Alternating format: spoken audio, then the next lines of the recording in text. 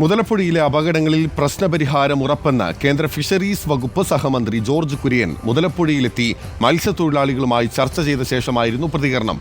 സംസ്ഥാന സർക്കാരിന്റെ പുതിയ നിർദ്ദേശവും മത്സ്യത്തൊഴിലാളികളുടെ അഭിപ്രായവും പരിഗണിച്ചായിരിക്കും പ്രശ്നപരിഹാരമെന്നും ജോർജ് കുര്യൻ പറഞ്ഞു. കേന്ദ്രമന്ത്രി ജോർജ് കുര്യന്റെ മുതലപ്പുഴ സന്ദർശനത്തിനിടെ കോൺഗ്രസ് പ്രതിഷേധം, മത്സ്യത്തൊഴിലാളി പ്രതിനിധികളുമായുള്ള ചർച്ച പ്രഹസനമാണെന്ന് ആരോപിച്ച് യോഗവേദിയിലേക്ക് പ്രവർത്തകർ തള്ളിക്കയറി. യോഗശേഷം മടങ്ങിയ കേന്ദ്രമന്ത്രിയെയും പ്രവർത്തകർ തടഞ്ഞു. പ്രവർത്തകരെ പോലീസ് അറസ്റ്റ് ചെയ്തു മാറ്റി.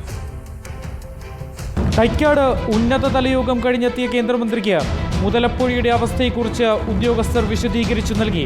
ശേഷം അസിസ്റ്റന്റ് എക്സിക്യൂട്ടീവ് എഞ്ചിനീയറുടെ ഓഫീസിൽ മത്സ്യത്തൊഴിലാളി പ്രതിനിധിയുമായി ചർച്ച. യോഗത്തിലേക്ക് ക്ഷണിച്ചില്ലെന്നാരോപിച്ച് കോൺഗ്രസ് പ്രവർത്തകർ യോഗവേദിയിലേക്ക് തള്ളിക്കയറി.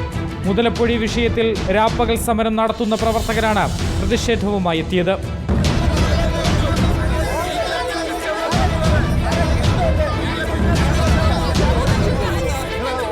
പോലീസ് ഇടപെട്ട് ഇവരെ പിരിച്ചുവിട്ടതോടെ വീണ്ടും ചർച്ച തുടങ്ങി. യോഗം അവസാനിക്കാനിരിക്കെ വീണ്ടും കോൺഗ്രസ് പ്രതിഷേധമുയർന്നു. ഇത്തവണ ചർച്ച പ്രഹസനമെന്നാരോപിച്ചായിരുന്നു പ്രതിഷേധം.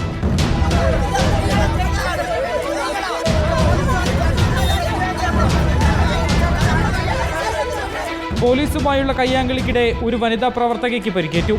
ഇവരെ ആശുപത്രിയിൽ എത്തിക്കണമെന്നാവശ്യപ്പെട്ട് അഞ്ചുതെങ്ങ് മുതലപ്പുഴ റോഡ് പ്രവർത്തകർ ഉപരോധിച്ചു.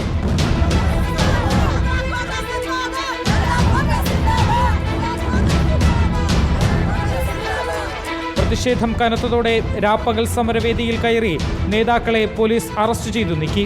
ജയിലിൽ കൊണ്ടുപോയാലും മുതലപ്പുഴയിലെ പ്രശ്നങ്ങൾ അവസാനിപ്പിക്കുന്നതിന് അനിശ്ചിതകാല സമരം ഞങ്ങൾ തുടരും. റിപ്പോർട്ടർ, തിരുവനന്തപുരം.